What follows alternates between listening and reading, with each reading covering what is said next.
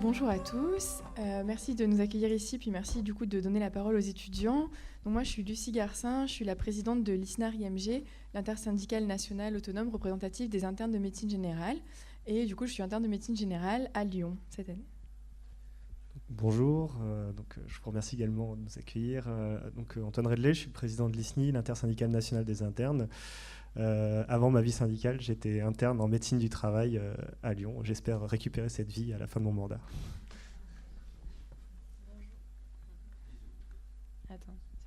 Bonjour, moi je m'appelle Clara Bonavion, je suis présidente de l'Association nationale des étudiants en médecine de France. J'étais étudiante en médecine à Saint-Étienne et donc j'ai arrêté un an pour faire la présidence entre ma 3e et ma 4e année de médecine. Et merci de nous accueillir.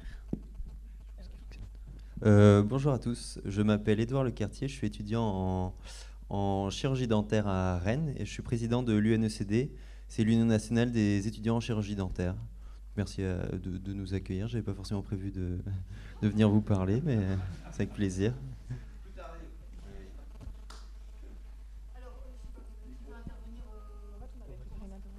On avait préparé une intervention commune en fait, alors on ne savait pas que tu serais là, à nos 3 structures du coup, surtout qu'on partait du constat de l'enquête santé mentale, mais du coup...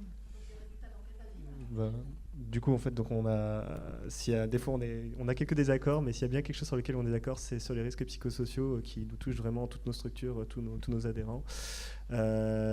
Force est de ce constat, on a fait une grande enquête, on a décidé de faire une grande enquête dont on a eu les résultats en octobre 2017, qui a porté sur plus de 21 000 personnes, ce qui a donné des chiffres assez alarmants. Donc je rappelle les chiffres de cette enquête, 66,2% des sondés déclaraient être anxieux, ce qui correspond à 2,5 fois la norme de la population générale, 27,7% de dépression parmi nos sondés, ce qui est 2,7 fois plus important que le reste de la population, et surtout 23,7% d'idées suicidaires, ce qui est 6 fois plus important que la population générale, dont 5,8% dans le mois précédent l'enquête. Ce constat est quand même assez alarmant, ce qui a donné l'urgence, la nécessité vraiment de faire des modifications et de faire des changements au niveau de nos formations. Donc cette enquête qu'on avait menée avec nos structures, c'était l'enquête santé mentale. On l'avait menée à nos 3 structures, donc l'ANEMF, l'ISNI, l'ISNAR-IMG et l'INSCA. Et on avait fait une enquête vraiment sur la santé mentale du coup, des étudiants. On avait du coup identifié des facteurs de risque et des facteurs protecteurs sur chacun des sujets. Au niveau de la dépression, on avait surtout identifié comme facteur de risque la fatigue et les violences psychologiques. Par contre, le soutien des pairs, le soutien des supérieurs, les temps d'échange, les ressources matérielles, c'était des facteurs protecteurs sur ce côté-là. Sur l'anxiété, l'insuffisance d'encadrement complétait les facteurs de risque que je viens de citer. Donc on parle de l'encadrement des étudiants, là on identifiait l'insuffisance d'encadrement comme un facteur de risque d'anxiété pour ces jeunes médecins. Et la visite des internes chez le médecin du travail était un facteur protecteur identifié. Du coup, nos structures, elles avaient, à partir de ce constat, donc là, j'ai cité très très vite les facteurs, vous pouvez retrouver tout le dossier de presse sur nos différents sites internet. De nombreuses propositions avaient été faites, comme la formation des encadrants au management, la sensibilisation des étudiants aux risques psychosociaux de leurs voisins aussi, de leurs collègues, je veux dire, par leurs voisins, la mise en place de temps d'échange identifiés, on les avait identifiés comme protecteurs, des accompagnements personnalisés des étudiants, notamment vers la mise en place d'un portfolio dans le 3e cycle. Donc ça, c'est quelque chose qui a été obtenu. Le respect du temps de travail des internes, du repos de sécurité, de rendre du coup la visite d'aptitude en service de santé du travail obligatoire et systématique pour tous les jeunes médecins, la promotion des dispositifs d'aide et d'écoute déjà existants, et une veille et une évaluation de la santé mentale des jeunes médecins, notamment via une évaluation annuelle en CME. Donc ça, c'était des propositions qui avaient été faites à l'époque en 2017. Ensuite, il y avait eu le rapport dont vous avez parlé, le rapport Donatamara, qui a été réalisé donc, qui a été remis au ministre il y a quelques mois. Donc partant d'un même constat que nous, ce qu'on avait fait dans nos études, et elle a fait des propositions. Alors elle s'est vraiment aussi concentrée sur l'aspect universitaire, parce que l'aspect des risques psychosociaux en tant que soignant à l'hôpital avait été déjà bien déclaré et étudié, mais l'aspect universitaire avait été peu étudié. Donc elle a proposé la mise en place d'un centre national d'appui dont nous attendons encore la mise en place, et on a eu la promesse des ministres que ce serait fin de cette année, donc probablement début de l'année prochaine, mais on espère. La création de structures régionales en lien avec les étudiants d'accompagnement, l'amélioration des conditions de travail avec le respect strict des 48 heures, la formation spécifique des étudiants, la création de structures d'accompagnement dans les universités, repenser le cursus pour orienter autour de des compétences et acquérir et transformer la PACES et les ECNI. Cependant, depuis ce rapport, alors que des exemples ont encore éclaté de détresse d'étudiants, on n'a pas eu beaucoup de mesures qui ont été mises en place. Et on est toujours en contact donc, avec les cabinets pour pousser à ce qu'on avance sur la question. Voilà, pour finir sur ce constat global, ces études, donc là on vous en présente 2, il y en a d'autres qui ont été citées. Au moment même où on se parle là actuellement, il y a l'ANEMS, qui est l'association du coup nationale des étudiants de sage-femme et étudiants sage-femme, qui sont en train de faire une conférence de presse. Donc c'était à 10h45 je crois, donc maintenant on a un petit peu décalé, mais pour présenter les résultats d'une enquête qu'ils ont fait eux aussi auprès de leurs étudiants de sage-femme. Et les résultats sont juste affolants, avec 70% de dépression dans leurs résultats qui ont été annoncés ce matin. Alors on a fait cette belle étude, on a pondu pas mal de chiffres. Maintenant, où est-ce qu'on en est? C'est un peu là on est sur les limites du constat, donc malheureusement force est de constater que malgré l'alarmant constat, il y a peu de mesures proposées par nous qui ont à ce jour est réellement abouti. Pour nous c'est vraiment l'heure là qu'il faut vraiment que ça bouge, parce que c'était il y a plus d'un an, et là comme disait ma collègue de la NEMF, là le comité de suivi par exemple n'a toujours pas, pour l'instant ça va arriver, mais ça tarde un peu. Il y a les limites au niveau aussi du fait que ce constat il a été fait à un moment donné. Et on ne sait pas, en fait, tous ces internes qui ont répondu, toute cette population qui a répondu, on ne sait pas ce qu'elle est devenue, en fait. On ne sait pas si ça s'est aggravé, on ne sait pas si ça s'est amélioré. Pour l'instant, on n'a pas d'outils qui nous permettent de faire un suivi. Et donc, c'est les limites un peu pour l'instant de cette enquête. Du coup, on va arriver sur quelles actions, finalement, on peut mettre en place pour arriver à dépasser ce constat qui est terrifiant. Donc on a des actions qui ont commencé à être mises en place, d'autres qu'on attend encore. Donc on va vous faire un petit tour de ces actions-là. Donc il y a un premier axe qui est très important, qui est la formation. Actuellement, les études de médecine sont ponctuées par le concours de la première année commune aux études de santé et par les ECN, qui donnent très peu de sens à nos études, à part celui d'être meilleur que son voisin dans l'amphithéâtre, parce que c'est des concours. Donc on avait demandé justement la suppression des ECN, donc de cette épreuve à la fin de la 6e année. Nous l'avons obtenue et nous en sommes très, très contents.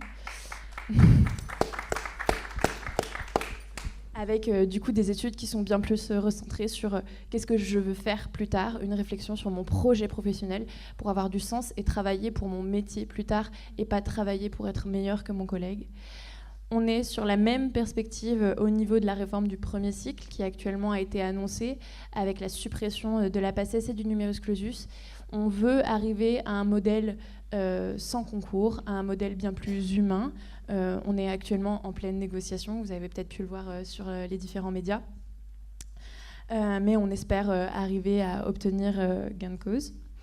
Ce qui est important dans les études, c'est de permettre l'épanouissement des étudiants. Actuellement, les études de médecine sont très cloisonnées et on ne peut pas aller voir d'autres disciplines, aller faire d'autres matières pour ouvrir son esprit et pour s'épanouir en fait dans la formation.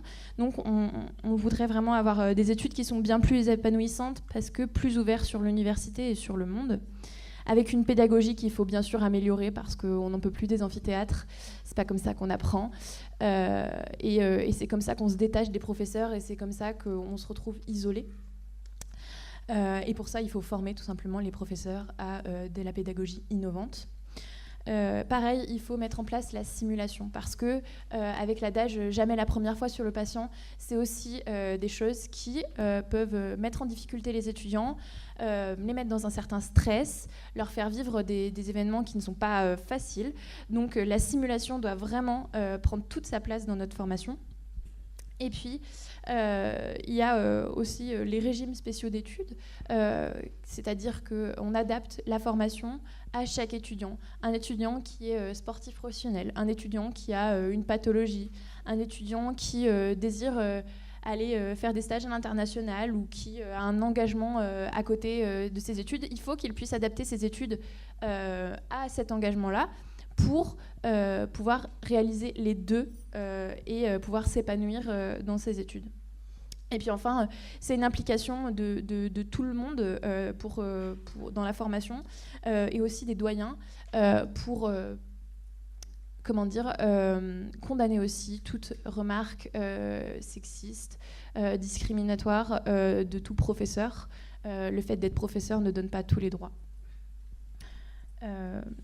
Finalement, la dernière partie sur la formation, c'est transformer les centres qu'on a actuellement dans nos universités, qui sont des centres de prévention, en des centres de santé universitaire avec des vraies consultations et des psychologues et des psychiatres qui doivent être là pour nous accompagner et qui doivent être accessibles à bas coût pour les étudiants. Alors là, on vient d'aborder le côté formation. Il y a le côté aussi au niveau des stages et le milieu professionnel. Là, il faut savoir que on a un statut qui est vraiment très particulier dans l'Institut de médecine, où on n'est pas vraiment étudiant, on n'est pas vraiment salarié. Et le fait que du fait de ce statut particulier, on n'est pas soumis aux mêmes droits et aux mêmes devoirs. Et au niveau des droits, par exemple, la simple visite de la médecine du travail, très très peu d'étudiants la réalisent, alors que c'est quand même un outil majeur pour la prévention. Malheureusement aussi, la voie royale en général, pour être PUPH, pour l'instant n'avait pas de formation en management, et on demande à des seniors de manager des équipes, ceux qui ne sont pas formés pour, donc ils ne savent pas réagir, enfin ils n'ont pas les moyens, on leur a pas donné les moyens, on leur a pas permis, enfin là il commence à y avoir des remises à niveau, il y en a certains qui y vont entrer dans les pieds, d'autres qui y vont joyeusement, mais il y a encore beaucoup à faire sur ce domaine. Sur le milieu professionnel, on l'a évoqué du coup dans l'enquête santé mentale, mais le respect du coup de ces droits particuliers de l'interne et des conditions de travail des internes, du statut de l'interne et des externes, pour le moment, c'est pas respecté dans les hôpitaux, même en stage de façon globale. On se bat pour ça, nos 3 associations, pour que les conditions de travail de nos étudiants soient respectées. C'est quand même terrible d'arriver à en dire ça, mais c'est un combat pour nous de tous les jours, qui est fait au local comme au national, pour que ces conditions de travail soient respectées, pour que les étudiants aillent en stage et travaillent, exercent leur côté professionnel dans de bonnes conditions, dans des conditions qui leur permettent de s'épanouir. Au-delà de tout ça, ce statut très particulier, il reste peu satisfaisant pour nous et on demande, que ce soit au niveau du statut d'externe ou du statut d'interne, une revalorisation de nos statuts et une amélioration de ces conditions. Et puis, on n'a pas tout à fait fini. On en arrive aux plateformes. À la fin des actions, si tu veux rajouter quelque chose. Je pourrais présenter pour les étudiants. Ouais. Sur les territoires, ensuite, on a des acteurs locaux, dont les étudiants en tête de navire, qui se sont déjà aussi organisés pour répondre à ces constats avec pas mal de plateformes. Donc là, on en arrive du coup un peu à votre plateforme. Les numéros d'appel d'aide qui se multiplient, qui sont présents au local pour nos étudiants, des actions de sensibilisation locales ou nationales qui sont faites par nos associations, nos syndicats, le travail du coup quotidien finalement de nos syndicats, la mise en place de structures, de plateformes SOS, donc notamment des SOS internes, beaucoup. On peut citer comme exemple l'exemple de Grenoble, de Caen, de La Réunion, de Rennes, encore de Rouen. Il y en a beaucoup, là c'est quelques noms, mais où il y a des plateformes qui fonctionnent vraiment bien du coup au local avec des numéros d'appel pour les étudiants. Ces plateformes, elles sont souvent téléphoniques avec un interlocuteur unique qui redirige vers des psychiatres, des psychologues, des internes, sinon aussi de psy ou de médecine générale. Parmi toutes ces plateformes d'aide, on retrouve aussi l'exemple du BIP, donc c'est le bureau d'interface professeur-étudiant qui est en place à Paris 6. Donc c'est le docteur Donata Mara qui le gère, donc celle qui a fait le rapport dont on vous a parlé. Il permet l'accompagnement des étudiants en difficulté sur l'UFR, en fait, au niveau du coup de l'université, ce coup-ci. Et donc c'est un autre acteur qui s'est saisi de ce sujet. Le plus souvent, c'est quand même les internes ou les DMG qui font les premières interfaces, les DMG, les associations aussi d'étudiants qui font les interfaces entre des étudiants en difficulté et les personnes du coup vers qui on les oriente. Les plateformes nationales comme la vôtre, c'est aussi des solutions qui vont répondre aux mal-être des professionnels de santé, que ce soit du coup les professionnels installés ou les étudiants. Toutes ces initiatives, il y en a vraiment beaucoup, elles ne s'arrêtent pas à ce genre de plateforme, au travail syndical ou des professionnels de santé. On a par exemple un groupe privé en Bourgogne qui avait ouvert un centre de soins pour des professionnels de santé. Il y a quand même des actions qui sont mises en place, une prise de conscience qu'il faut faire des choses sur ce sujet-là. Et puis il y a un dernier axe que parfois on peut oublier, qui est la communauté étudiante. La communauté étudiante, elle a un grand rôle à jouer dans cette question du bien-être, au final pour elle-même. Et c'est d'abord le rôle de nos associations, autant locales que nationales, d'informer les étudiants sur leurs droits et de les accompagner quand ça ne va pas et quand ils ne sont pas respectés. Mais c'est aussi du rôle de nos associations et des étudiants même de prendre conscience que même dans le milieu étudiant, même au sein de notre communauté étudiante, on a des facteurs qui font que on va mal. Il faut assainir le milieu étudiant, il faut lutter contre l'alcoolisation massive, il faut lutter contre les addictions. Et tout ça, c'est un changement de mentalité qu'il faut obtenir dans notre communauté étudiante et sur lequel on travaille actuellement pour arriver à des événements qui soient plus responsables et tout simplement des étudiants qui évoluent dans un milieu sain. C'est aussi le rôle de nos associations de lutter contre l'isolement social et de faire des événements qui puissent rassembler tous les étudiants. Et le mot « tous les étudiants » est important. Donc des événements très diversifiés pour lutter contre l'isolement et à bas coût aussi, parce qu'on a une population précaire qui ne peut pas forcément se permettre d'avoir une vie culturelle et sociale très diversifiée à cause du coût. On est à Paris, c'est un bon exemple. Et puis, il faut aussi qu'on puisse sensibiliser la communauté étudiante aux discriminations, à repérer les discriminations, qu'elles viennent des étudiants ou qu'elles viennent des professeurs. Il faut que les étudiants soient capables d'identifier ces discriminations, qu'elles soient sexistes, qu'elles soient racistes, et qu'ils puissent les dénoncer. Donc on vient de vous parler du coup de tout un panel d'outils, des choses qu'on a pu obtenir sur la formation, ou sur d'autres sujets, des choses qu'on n'a pas encore obtenues, des choses qu'on veut améliorer, des choses qu'il faut promouvoir aussi. Et il faut développer tous ces panels d'outils. En tout cas, c'est le message qu'on voulait donner aujourd'hui et sur lequel on voulait terminer, de développer tous ces panels d'outils pour agir à différents niveaux. Les plateformes d'écoute, d'orientation, les processus d'accompagnement, les suivis, les consultations, le travail qu'on fait sur la formation, les structures d'accueil dédiées. Tous ces dispositifs, ils doivent pouvoir être déclinés à différentes échelles, locales, pour être en proximité de terrain et avoir la confiance des étudiants, et aussi nationales. Alors, il n'y a pas un outil miracle, il y a des outils. En fait, ce serait dommage de se limiter à un. Là, chacun doit proposer quelque chose. Chaque région doit prendre l'outil qui est le plus adapté à ses besoins. Nous, on pense que chacun a ses spécificités et malheureusement, quelque chose qui marche dans le Nord ne marchera pas forcément dans le Sud. Il faut que tous les acteurs doivent s'impliquer dans cette grande bataille, que ce soit les médecins du travail, les étudiants, les psychologues, les psychiatres, les médecins généralistes. Enfin, la liste est assez longue, puisque tout le monde est touché. Surtout, le plus important, c'est que ces acteurs doivent se coordonner.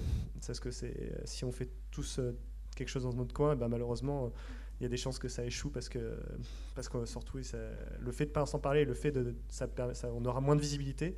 Alors que si on parle, si on réussit à porter nos différents projets de la même voie, ben ça permettra quand même d'aller plus loin. Voilà, donc on en arrive à la conclusion. J'espère qu'on n'a pas été trop long. Mais je pense que c'est très important aussi qu'on se saisisse de ce problème-là dès la base, à la racine, parce que si les étudiants, futurs soignants, ne sont pas, ont un mal-être, les soignants l'auront aussi. Et puis je pense aussi que pendant la formation, il y a beaucoup de choses qui s'ancrent.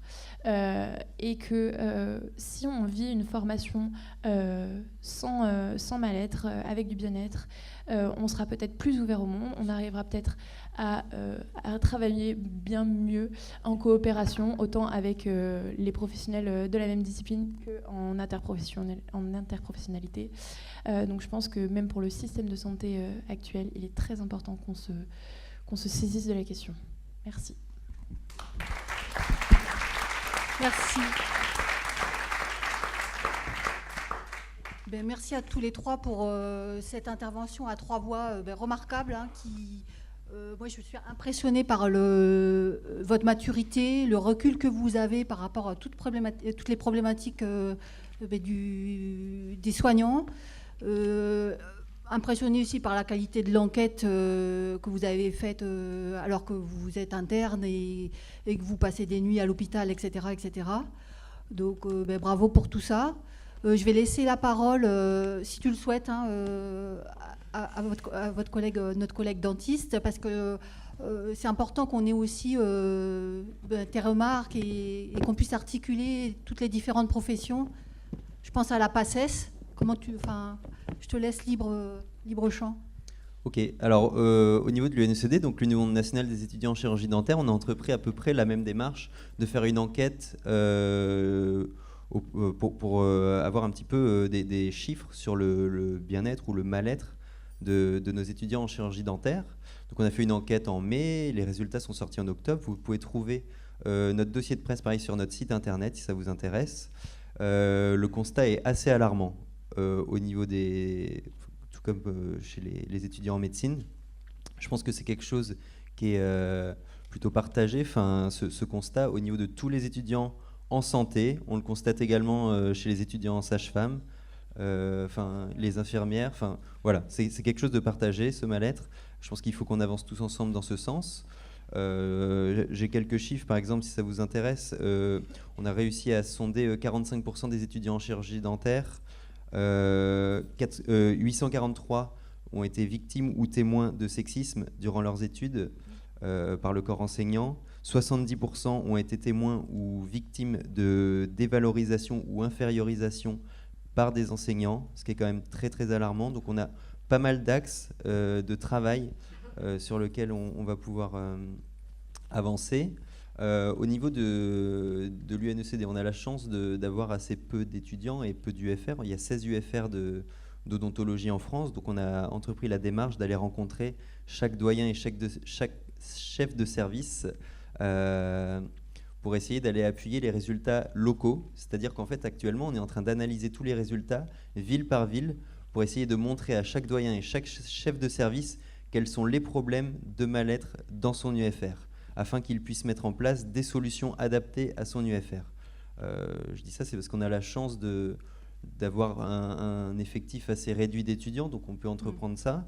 Mais voilà, on ira au local proposer des solutions adaptées à chaque UFR, et on essaiera de dresser un constat dans 1 an, voir quelles solutions ont été appliquées par les doyens et chefs de service. Les élus étudiants seront conviés, bien évidemment, à cette réunion, et on essaiera de travailler tous ensemble sur la mise en place de certaines solutions au local. Je te remercie. Je voulais juste ajouter un point. On peut l'applaudir, on peut l'applaudir, parce que c'était une intervention pas prévue. Si je peux me permettre, avec mon petit recul d'ancienne, et pour avoir vu en place dans des grandes écoles du plateau de Saclay, que je ne nommerai pas, des structures un peu, comment dirais-je, mises en place avec l'idée de bien faire. C'est-à-dire, par exemple, je vais vous citer un exemple, un étudiant interne, engagé par une école pour monter la garde de nuit au profit des étudiants d'un campus, avec un statut bâtard, parce qu'en fait, il était interne, mais non seniorisé, tout seul. Donc, du coup, au niveau légal, là, je me retourne vers Marie-Pesé, mais on peut aboutir à des choses au niveau de la responsabilité légale absolument dangereuses pour vous, hein. Donc c'est vrai que vous avez plein d'idées, envie de faire avancer les choses, envie de faire bouger de la base, et ça, moi, je vous rejoins entièrement. Mais il va falloir vous reposer, si je peux me permettre, hein, sur les anciens, sur SPS notamment, hein, pas que, mais il faut absolument qu'au niveau de la responsabilité que vous prenez dans le soutien de vos collègues, de vos pairs, vous soyez encadrés sur le plan légal, parce qu'il peut y avoir des drames, hein. S'il y a un défaut d'orientation sur un jeune qui passe sous un train, et voilà. Donc il faut absolument qu'on discute de ces questions-là, peut-être avec Madame Pesé, qui vraiment connaît tous les rouages légaux, et pas mettre en place des structures qui ne seraient pas vraiment bien ficelées sur le plan légal, hein. Je ne sais pas si voilà. Je voulais juste rajouter ça, parce que quand il y a un drame, on se retourne vraiment vers... et l'idée, c'est qu'on soit tous ensemble, et que les plus vieux soient là pour vous aider, et que vous puissiez vous recentrer sur vos études. C'est pas normal que vous ayez à faire ça tout seul. Donc moi, je suis là pour vous aider. On pourra en discuter après, si vous voulez. Je vais passer la parole à Eric, qui... Vous voulez réagir là-dessus? Ouais. Attends, je te laisse la place, viens. Je voulais juste dire par rapport à ça, c'est vrai qu'on n'a pas de formation. Enfin, c'est souvent nous qui sommes en première ligne quand un interne va mal, par exemple, ou un externe. Il appelle souvent les structures parce qu'il y a un lien de confiance qui est établi, et surtout ils ont moins peur des conséquences. Malheureusement, on n'est pas formé à ça. Enfin, nous, au niveau des structures locales, c'est souvent nos secrétaires qui répondent, parce que nous, bien évidemment, on est en stage pour la journée, et celle qui garde la maison pendant ce temps. Cependant, nos secrétaires souvent ne sont pas formés, et elles se retrouvent parfois face à des situations qui sont extrêmement difficiles, et même pour elles, après, à gérer, à prendre la responsabilité de savoir si elles raccrochent, ou si ce qu'elles vont lui dire, comment elles vont gérer. C'est vrai que c'est extrêmement... Donc du coup, nous, on travaille sur, justement, à former nos adhérents, en tout cas nos membres de structure et nos secrétaires, à pouvoir gérer ces situations de crise. Et puis je pense de toute manière que toute action isolée ne sert à rien, parce qu'il faut qu'on fasse les choses justement de manière systémique, parce que les problèmes, ils viennent autant de la formation que du milieu hospitalier, que de la communauté étudiante. Donc il faut qu'on soit tous les acteurs impliqués. Mais là où je pense que c'est très important qu'on soit impliqués, c'est parce qu'on est aussi les premiers interlocuteurs, comme tu disais, et c'est aussi une façon de veiller les uns sur les autres qui doit être présente. C'est du compagnonnage, c'est tout simplement, on est une communauté étudiante et on veille les uns sur les autres, donc je pense qu'on a notre rôle à jouer là-dedans, mais évidemment qu'il faut qu'on soit partenaire avec tous les acteurs. Merci, tout ça. Donc, alors, je vais te donner un petit peu de fun dans l'histoire. L'humiliation dans les services, je l'ai subie, et je vous rassure, tous ceux qui m'ont humilié sont morts très rapidement après. Et je n'ai rien fait pour. Ce qui veut dire que la malveillance est un vecteur de mort rapproché, hein. Donc, ne jamais être malveillant. Non, mais quand on est malveillant, c'est que dans sa tête, on ne va pas très bien, hein. Donc ça cogne vite, hein. Donc voilà pour la bonne nouvelle. La deuxième bonne nouvelle, c'est que j'entends que vous êtes organisé, ça c'est génial, et je reprends les propos de Florence. J'ai eu un monsieur qui tient une association de pharmaciens. Quand je l'ai appelé au début de l'SPS, je lui ai dit « Tiens, salut, est-ce qu'on pourrait bosser ensemble? Ça serait génial. » J'ai dit « Nous, on a mis une plateforme d'écoute pour éviter le suicide et tout ça. » Il me dit « Oh, t'appelles à temps, t'es en trop tard même. » Je dis « Qu'est-ce qui t'est arrivé ?» Il me dit « La semaine dernière, j'ai un pharmacien qui m'a appelé. Alors on a discuté, hein. J'ai tout donné, j'ai tout fait, et là je viens d'apprendre qu'il vient de se suicider. » Ce type, ce pharmacien, il est cassé. Il est cassé parce que la responsabilité, elle est énorme. Alors je lui l'enlève, hein, parce que les suicidés, on ne les rattrapera pas tous, hein. Certains iront quand même si on les tient bien. Donc de toute façon, il y en aura, et c'est pour ça qu'il faut s'enlever la culpabilité. Quand ça n'a pas marché, ça n'a pas marché. Mais lui, il l'a pris en pleine tête. Vous êtes très jeune. Si par malheur, il y avait un de vos collègues au téléphone qui vous appelle, et qui la semaine d'après qui vous apprenez qu'il est mort par suicide, vous vous en remettrez jamais à votre âge. Mais je dis bien jamais. Hein, donc il ne faut pas que vous vous mettiez en danger à répondre au téléphone à des collègues, même si c'est copain, même si c'est sympa et tout ça, parce qu'à un moment ça va cogner, il y en a un qui va passer de l'autre côté. Je pense vraiment qu'il faut, je le redis, professionnaliser tout ça et donner une offre très claire, très assurée, en disant on ne peut pas le faire, moi je ne peux pas t'écouter. Par contre, votre place à vous, à mon avis, syndicat, représentant des étudiants, c'est l'accompagnement après. On a repéré quelqu'un qui ne va pas bien, on a évalué pourquoi il ne va pas bien, on sait qui le met dans ces conditions. Tac, vous maintenant, on sait que c'est un tel professeur, tel collègue, tel service. Et c'est là que vous devenez accompagnant et qu'on doit vous les réorienter dans le cadre des accompagnements. Moi, je me bats, je suis un élu URPS des médecins bretons, je me bats pour que ce soit les URPS qui puissent devenir vos tuteurs en dehors de la structure hospitalière. Parce qu'il faut sortir la souffrance de la structure dans laquelle elle était mise. Et à mon avis, il ne faut pas être pris en charge dans la structure par des acteurs qui sont, entre guillemets, en conflit d'intérêts avec un collègue, avec un professeur, avec la structure. Pourquoi ils ne vous défendront pas à 100% ? Parce que, quelque part, c'est quand même gênant d'aller voir un tel et de lui dire qu'il harcèle son étudiant. Par contre, moi, qui suis libéral, je n'en ai rien à faire de conflit d'intérêts de ce monsieur. J'irai le voir et je lui dis, voilà, moi je suis le tuteur ou le compagnon parrain de ce jeune étudiant. Il est venu me dire qu'il souffre. En toute confraternité, tu es médecin, je le suis, tu ne dois pas te comporter comme ça avec un confrère, tu as un serment d'Hippocrate et tu l'as signé, donc dorénavant, je te demande de ne plus te comporter avec lui, c'est simplement une ouverture au partage. Si tu continues, je suis son tuteur, je serai obligé d'engager ce qu'il faut pour que ça cesse. Et ça, à mon avis, c'est important de sortir cette souffrance de la structure hospitalière. Et c'est pour ça que dans le dossier du compagnonnage, tu l'as cité, Clara, l'idée, c'était d'avoir les étudiants et un tuteur libéral pendant toute la durée de leurs études, ce qui pouvait permettre d'avoir une troisième voie de discussion quand ça ne va pas bien et non pas de rester enfermé dans la maison mère avec la structure mère. Et donc c'est ça. Donc on vous offre le réseau national du risque psychosocial. Allez sur le site, donnez-le à vos secrétariats pour que vous utilisiez les acteurs locaux extra-hospitaliers pour qu'ils puissent prendre en charge vos collègues. Je rappelle que dans le Morbihan, la psychologie est remboursée. Elle est remboursée dans le 13 et dans le 31. Et dans 3 ans, oui, les psychologues sont remboursés, c'est gratuit, hein, chez nous. C'est une expérimentation. Merci, mais dans Eric. 3 ans, je peux vous annoncer qu'elle sera nationale. Et on espère que ce sera gratuit pour tout le monde. Je peux juste faire une toute petite réponse, vraiment très très courte. On entend cette volonté, je pense que voilà, je vais parler, mais il faut bien voir qu'un étudiant qui est en difficulté, on ne sait pas à qui il s'adresse. En fait, il va s'adresser à la personne avec qui il se sent bien, vers qui s'adresser. Et donc, on ne peut pas lui dire non, il faut que tu t'adresses à telle personne. En fait, c'est l'étudiant lui-même qui va s'adresser à la personne avec qui il se sent de parler, avec qui il se sent bien. Et c'est sûr que souvent, c'est ses pairs, souvent, c'est nous. C'est pour ça qu'on veut se former à pouvoir répondre à ça. Il faut multiplier les outils, vous le disiez vous-même, il faut multiplier les outils, proposer cet outil-là pour avoir une voie de sortie, une voie qui est hors de ces problèmes-là. Elle est tout à fait pertinente, mais on ne peut pas dire aux étudiants il faut que vous appeliez là, parce que si l'étudiant ne se sent pas bien de le faire, il ne le fera pas et il va rester seul. Et Je en vous aucun propose- cas, quand on répondra... Je vous propose, non, on va arrêter là parce qu'après c'est... Non, laisse Clara, parce qu'après ça, on va... Clara, En aucun cas, quand on répondra à un étudiant, on va se jouer le rôle du psychologue. Hein. voilà.